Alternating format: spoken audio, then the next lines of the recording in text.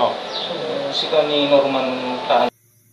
Sa matagumpay na Manhunt Charlie Operation, naresto ng mga tauhan ng Santol Municipal Police Station si Norman sa Barangay Antonio, Balawan, La Union na tinaguri ang top 2 municipal most wanted persons sa bayan ng Santol, La Union.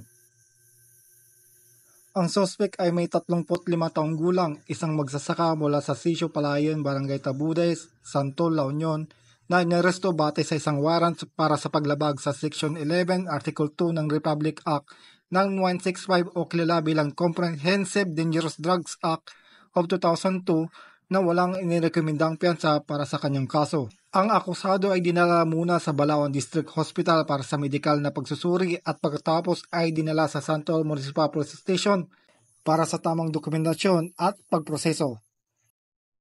Mula dito sa Ilocos Region, ako ang iyong PNN Correspondent, Police Staff Sergeant Marvin J. Romero.